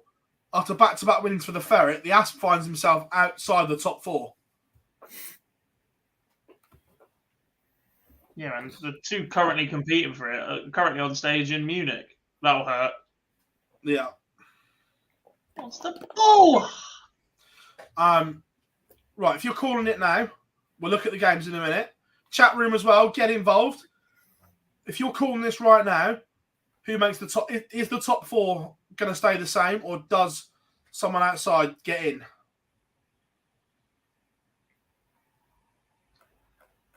If you'd asked me this an hour ago, then the answer was different.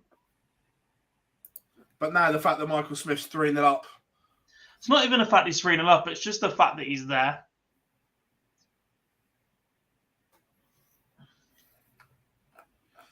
He's won 1 of his last 4 games, or he's gone beyond the first round once in the last 4 weeks, twice in the last 6, and the 2 times he's gone on to be runner-up.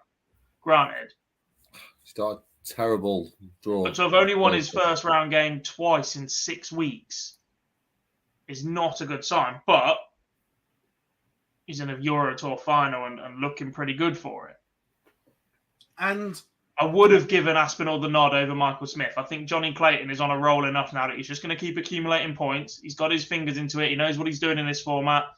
Won the group stage of this before. I think the final battle is between Michael Smith and Nathan Aspinall. And Aspinall has in the next 6 weeks, does Aspinall accumulate enough first round wins over the week or 2 that Michael Smith is going to go berserk? I look at it more in relation to who Smith and Aspinall have got left to play in their quarterfinals.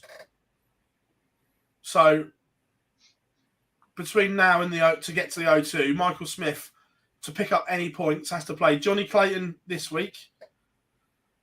Then he plays Gerwin Price in Rotterdam, Chris Dobie in Leeds. This is the one, Manchester, Aspinall versus Smith. I think we see it again.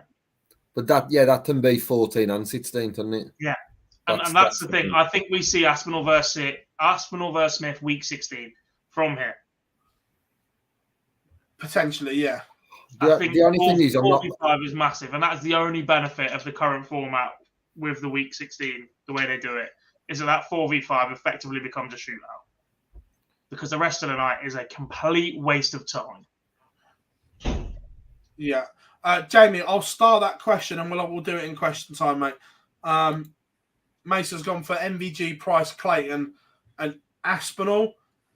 I'm going Smith over Aspinall. I just think that Bully Boy finds a way. Currently, I'm still Smith and Aspinall. I'm still on Johnny. I just think Johnny picks up enough 2 points to get himself there. I think he accumulates. In mine, I think he just accumulates 2 points, 2 points, 2 points, 2 points, 2 points. just think he's Which- finishing which too is- well for anybody else. He's gonna, even if he doesn't manipulate chances from his scoring at the minute, which perhaps isn't quite there, his finishing is right up there. Yeah. Right, so the game's in Brighton. Chat room getting involved as well. First up, Dimitri Van den Berg against Michael van Gerwen. For me, this is one-sided. Dimitri's record against MVG is horrific, and I don't think Dimitri is playing very well either. Anybody else in this Premier League, and I'd be backing against Van Gerwen. I think he's just switching off at the wrong time. I expect him to kick back on again in a couple of weeks, but I think this is going to be another low week where he just goes through the motions. But that head-to-head record for Dimitri is shocking. Yeah, awful. Full house.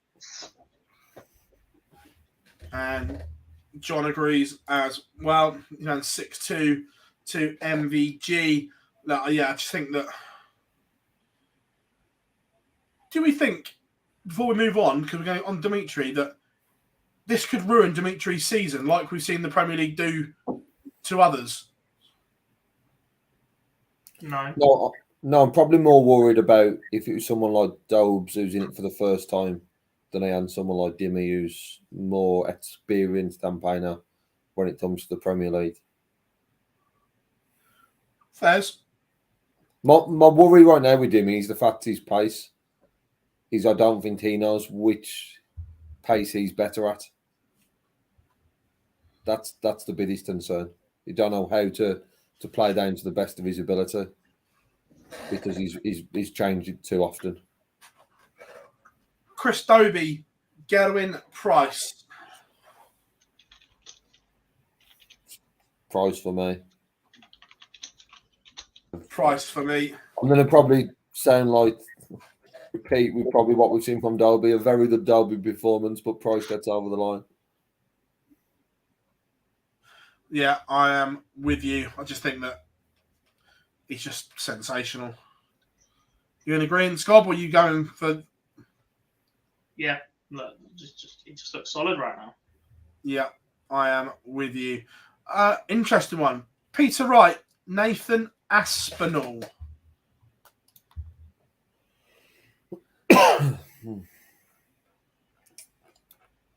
The Asp. I think we will get more wins from Peter Wright, but I don't think we're going to see some fantastic form. I think the Asp will come through in Brighton.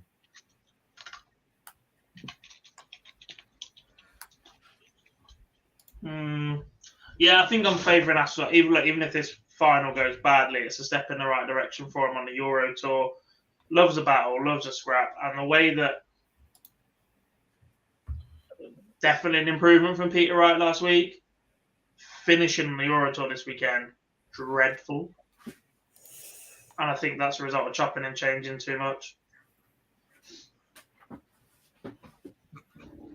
John, I don't think your geography is very good, mate. Wright lives miles from Brighton.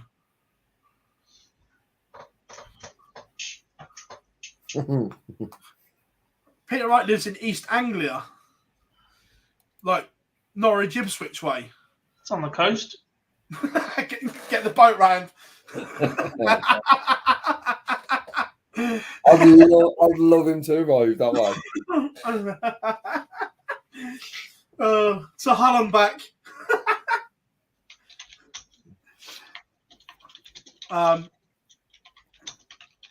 tell you what, that would be a great Sky feature, wouldn't it, for Rotterdam? We could get one of the boys doing to Hull and back as a sketch.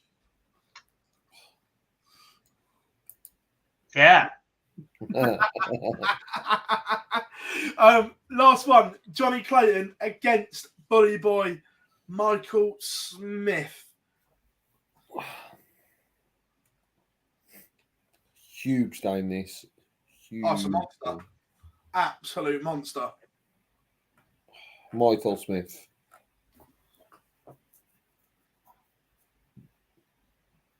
Same. And not just because I backed against Johnny for 2 weeks in a row anymore. Yeah, it is. I know exactly where you're going. Clayton takes out 1-2-1 to win it 6-5. You say this every Did you week. say that the other week? Yeah, Yeah. every week. He takes out 1-2-1 more than anyone, so if you keep saying it, he'll get it right in the end. It's amazing because that means he's thrown straight darts and counted correctly. He knows which way he's going on 1-2-1 because he goes for that often. So I would like chat room as well from your calculations, winner and runner up night 11 in Brighton. Michael plays Michael and Michael wins. So that's all well and good, but I'd like a surname to which way round you've got them. Michael Smith picks up his second. No. Michael Van Derwin. Michael Van Derwin beats Michael Smith. Gob.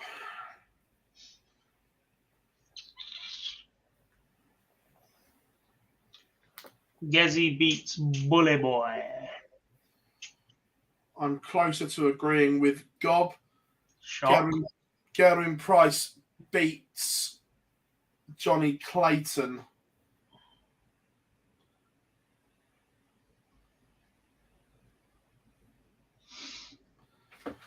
Haven't you backed that 3 weeks in a row? Yeah. I'm pretty sure you've had an all Welsh final for the last 3 weeks easily. Yeah, I just think that Gezi comes through the top half.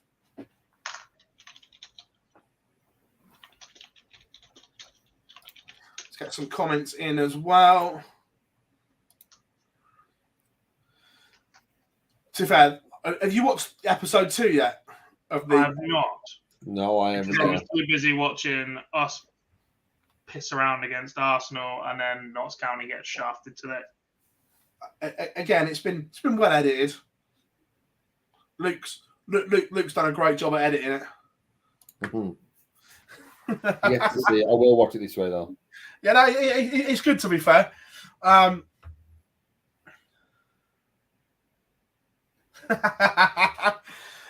Now, reverse psychology, mates. That if I don't back him, he'll win. But I just think that Gezi's playing better than anyone at the moment. Yeah, to be honest, the Premier League started with all your predictions being Michael Smith versus Michael Van Derwin. Now you've gone down the route of going all Welsh in every final. Oh, look, as long as they get kept apart in the semi-final lineup, I can't see anything other than a Gezi Michael final.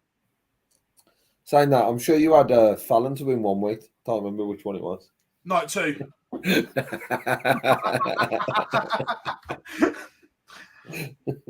Actually, I think she's going to win night 14 in Manchester.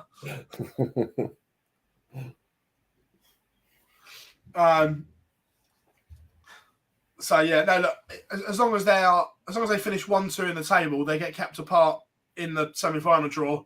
I just think it will be Gezi versus Michael in the final. No.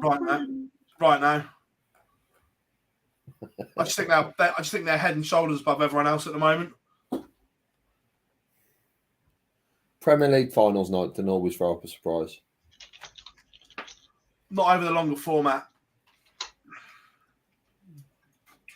Had debutants in the final Not this over year. the past 2 years.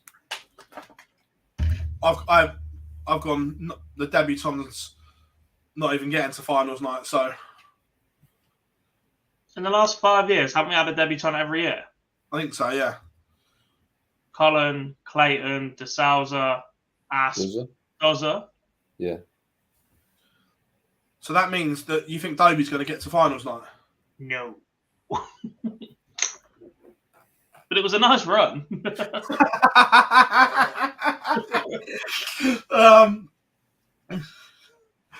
Right, so that's the Premier League. Michael Smith is currently 6-4 up on Nathan Aspinall in Munich. We'll keep an eye on that one. I'm just celebrating because my streams also says 6-4, so it means I thought. Oh, Yes, so does mine. So then. So does mine. You mean so's Jars? Yeah, what? I've Don't be mad. Be better. got to say as well, this weekend is the first time that I've watched the Euro Tour on TV through Viaplay. Looks really good. Looks really, really good. Seen worse. Yeah. I'm pretty sure I caught a bit of it on PDC TV earlier, and I wasn't paying the most attention throughout the weekend. But they took on board what we said week one as well.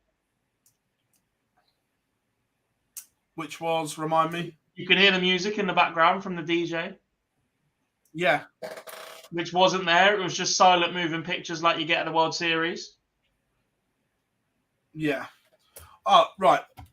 Yeah, right. We're going to open up question time as well. Before we do that, have we missed a week in darts? I've got 2 questions starred straight away that we'll come back to. But a week in darts, have we missed anything? Got something to look forward to. Seniors qualify this weekend. Correct. Quite excited for. LP metal detecting series on the Friday night. And then qualifier 1 and 2, Saturday, Sunday. Is that for The Masters at Yeovil. Yeah. Where Mr. Mason will already be plying his trade. And the qualifiers also double up as just ranking events as well, don't they? There are ranking points on offer. You will notice the weekend has now been called a qualifying series. Cool. Yeah, no, it's fine. I'm going to stick my neck on the line here. I don't do it very often with this floor event. I'll be very, very surprised if Matt Clark doesn't win one of the 2 events. Unlucky, Matt. Again, love Matt Clark to bits, but what time are our TV broadcasts on? He's just Super Series. He's been fantastic. Great player. He was beaten in a final to qualify last time by Richie. Oh, we've seen the Super Series. More than capable player. And he won an ADC event this weekend. He's arguably the most in form over 50 without a tour card. Yeah. Right. So, question time. First of all, I've got 2 starred back to back because they kind of go together. Big Johnny says, "But too many now." And again, off the back of that, should players wear different colours? Now, there used to be a rule. 2 seconds. Read the questions out, Philip. We have people listening back. Oh, sorry. So, part 1 of it is, Johnny says, can we ban more players from wearing red and black shirts? Too many now. And off the back of that, Jamie said, should players have different colour shirts like football teams so they don't clash? Now, there used to be a rule in place that means that players could not shirt clash. And it was changed because of a certain Peter Wright. Because he was due to play Dave Chisnell, and no one else played in yellow, and Peter deliberately rocked up in a yellow shirt because he was the higher seed. So the rule was scrapped and changed. But I do agree. I'd like to see that come back. No. Why? 1, for a couple of reasons. 2, I think it's For a couple of reasons. That can't be 1. That's the best phrase I've ever heard. And then he went on to 2. I think it's good brand awareness, and for the player, that it's good marketing, it's good branding, and 2, you're selling 2 shirts. The other one is, if you're new to darts, and the 2 that I use in particular are Joe Cullen and Michael Smith. Just a quick glance, their shirts look exactly the same. Now, if you're trying to distinguish players to a new audience, now we obviously will know who they are, but if you're trying to distinguish players to a new audience, I think it should be there. I mean, I'd argue Aspen Smith shirts are closer than Cullen and Smith's, but No, the reverse one where Cullens is red at the top and goes black down, I think is very, very similar to Michael Smith's. who has just won in Munich, Yeah. by the way. No, I'd like to see it. No, not for me. I'm not. I don't really care. Yeah, I'm not that fussed about it. You two aren't looking at the bigger picture for a brand. As a brand, I think it's great. Well, sort of. Yeah, look, brilliant. But then, Have you got a couple of reasons as well, though? yeah, not. It's difficult enough for players to get the darts to half of Europe at the minute without pissing around with two different colour shirts, constantly having to carry it in case your opponent rocks up and starts playing a mind game last minute. Bugger that. Just wear what you want. And also, let's be honest, it is quite limited in which colours are suitable for the majority of the tour who have the physique of a traditional dart player. There is absolutely no way on this earth my alternative shirt, when I wear a 3XL, is going to be white. What is your shirt colour of choice normally? Black. What, just black? Currently wear a Target collarless plain black.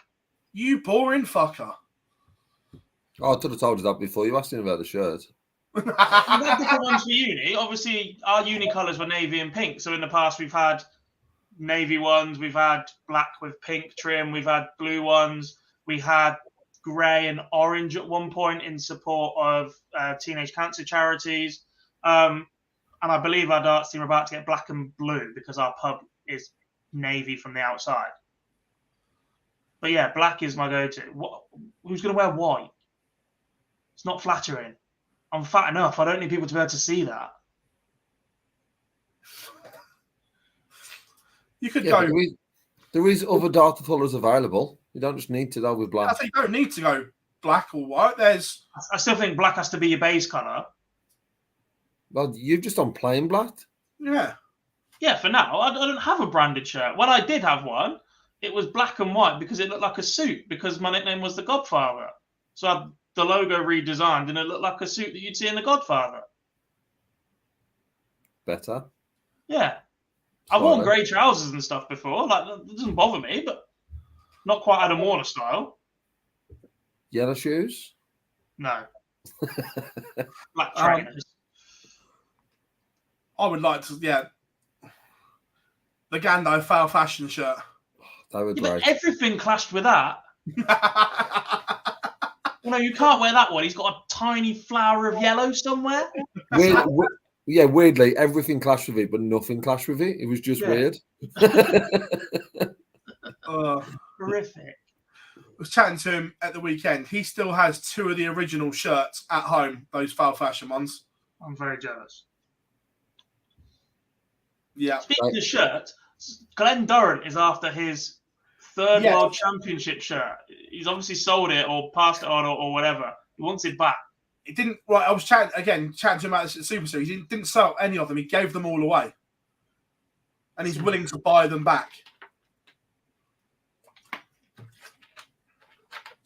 He literally gave them all away.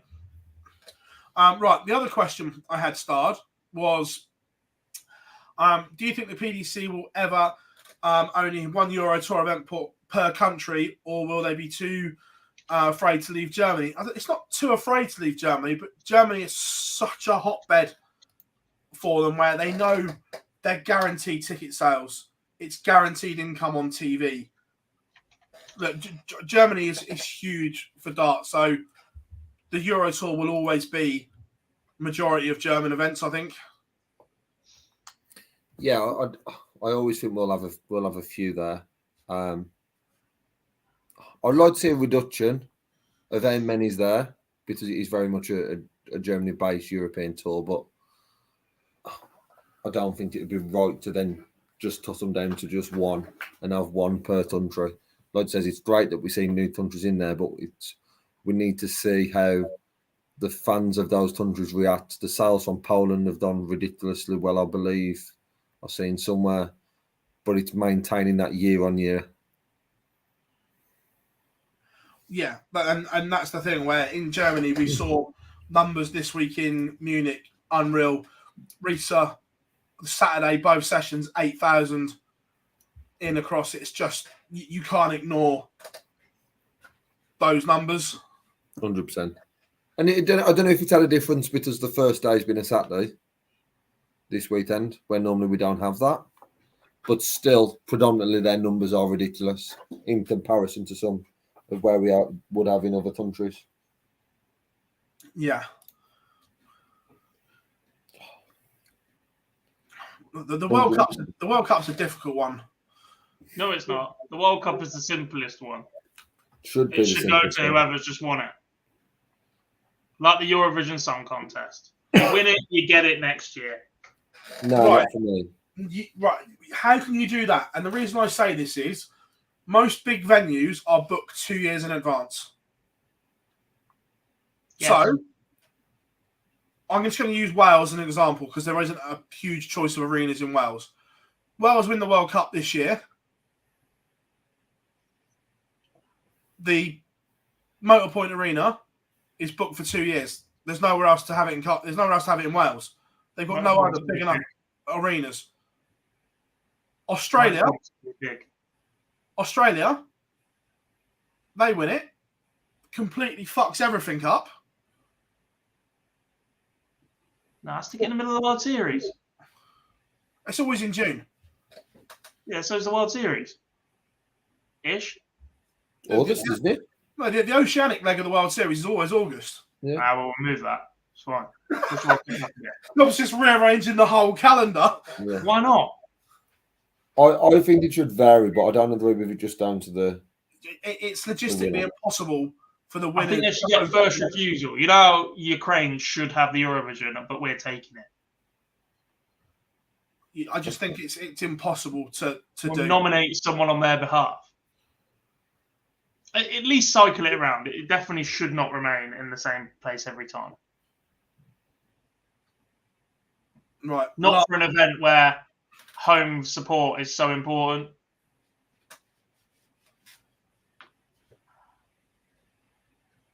I don't mind it. Because No, it needs to be even in changed the UK, up. we don't really support anybody based on their nationality because we're so used to just the sport as a whole. You can go to Ali Pali and Paul Lim will get a bigger cheer playing against an English journeyman than anyone else, sort of thing. Put that in Singapore, no chance. Yeah. Right, last couple of questions. I know we were a couple of minutes late starting, so we've got a little bit into Fergie time.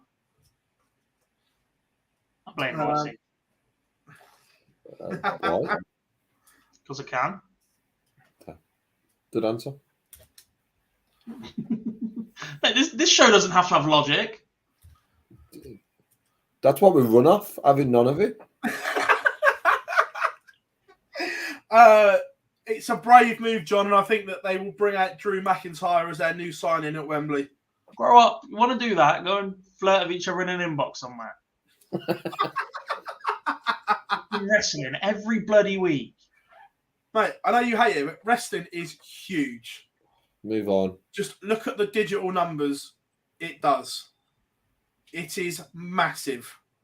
Move on. Massive. So it's porn, but we don't sit here every week discussing that. Move on. You do in WhatsApp. We. But plenty coming up as always. Pro Tour returns this week as well. Pro Tour action is back, which means we'll be streaming. You will. I'm at Reading. Yeah.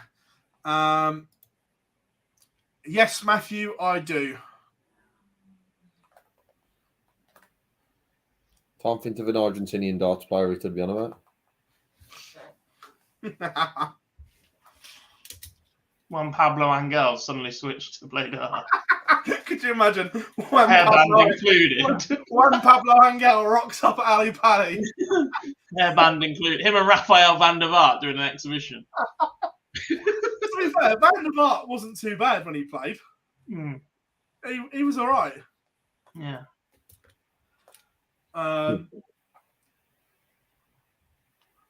As this is a generic football question. Look, we don't mind doing some other sports. Who finishes top 4? City, Arsenal, United, Newcastle.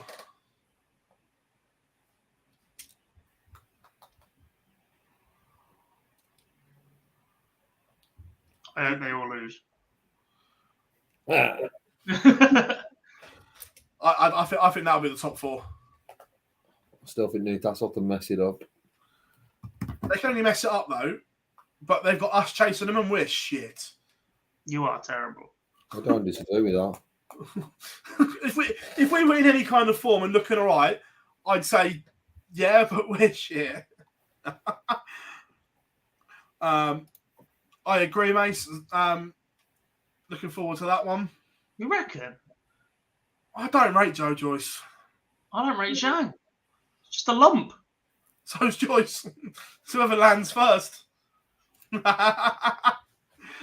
Oh, Big Johnny wants it a dart show now. No, last week we did promise we'd discuss one other sport every week, and then we've completely forgot to schedule what we were going to talk about, and it's already 7 minutes past. Yeah, we need to do that for next week. Wrestling. No. It's not a sport. Right, everyone, thank you very, very much as always. Really enjoyed tonight's show. Plenty coming up. If you haven't yet, make sure you drop us a like and subscribe as always. Fallout Bar returns on Thursday. It does. I'll be at the Premier League, and then Gob will be in Reading, keeping you up to date with the seniors as well. So plenty going on. Any final words before we leave, boys? Any words of wisdom for our lovely viewers? We're not doing enough. Over to you, positive, Dob.